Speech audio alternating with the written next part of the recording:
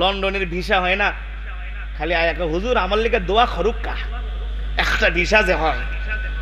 আমি শাহজালাল উপশহর গত 2 বছর আগে একটা মাহফিলে আসছি, 2 জন যুবক আসছে, খারি সাহেব আমি তোমারে খুব ভালোবাসি, একটু দোয়া করুক কা, আমার একটা লন্ডনের ভিসা লাগবে, আমি পাসপোর্ট নিয়ে এমবেসিতে দাঁড়াবো, আপনাদের সিলেটের ভাষায় বলতেছি, আমাকে একটা আমল শিখায় দেখা।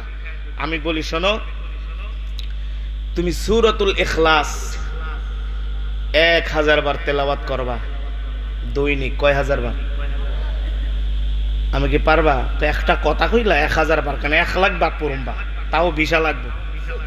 কয়বার পড়বো? আজকেই যে তসবি কিনা ফেলাম। এই শাহজালাল উপশহর চিনেন তো, বিবলকের পাশে, আরো 2 বছর আগের ঘটনা। তা আমি বলি শোনো, তুমি টানা 40 দিন এই আমলটা করবা, 41 না হইলে 240, 240 না হইলে 340।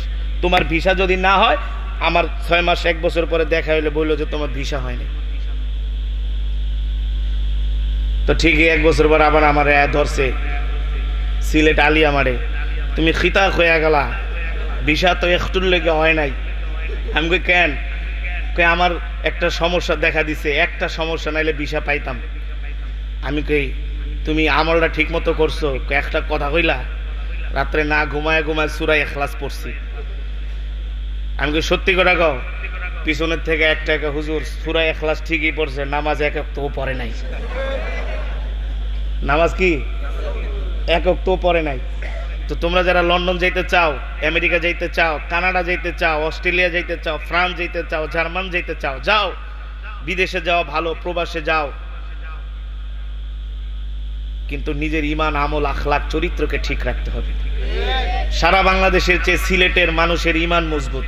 আমাদের অনেক আত্মীয় স্বজন আমেরিকাতে থাকে, আমার আপন ইমিডিয়েটলি চাস্তো বোন, ওই আমাকে বলে যে ভাই, এই আমেরিকাতে অনেক দেশের অনেক জেলার লোক আছে, কিন্তু সব হলো, বেশিরভাগ হলো শয়তান, নামাজ কালাম পড়ে না, কিন্তু সিলেটের মানুষগুলো অনেক ধার্মিক। বলে আমি এখানে এসে যতগুলো আমি ফ্রেন্ডশিপ করেছি, বান্ধবী, আমার বন্ধু বান্ধব ম্যাক্সিমাম হলো সিলেটের মানুষ। আমি বলি সিলেটের মানুষ ধার্মিক হবে না কেন? সিলেট তো হলো বাংলাদেশের আধ্যাত্মিক রাজধানী, ঠিক কিনা বলেন? যত চোর বাটপাররা আছে, 2 নম্বররা আছে, সব নির্বাচনের আগে হযরত শাহজালালের মাজারে আসে। হ্যাঁ, শাহজালালের মাজারে আসে। কেন আসে? এই সিলেট হলো হযরত শাহজালাল মুজাদ্দিদের ইয়ামানের পুণ্যভূমি, ঠিক কিনা বলেন?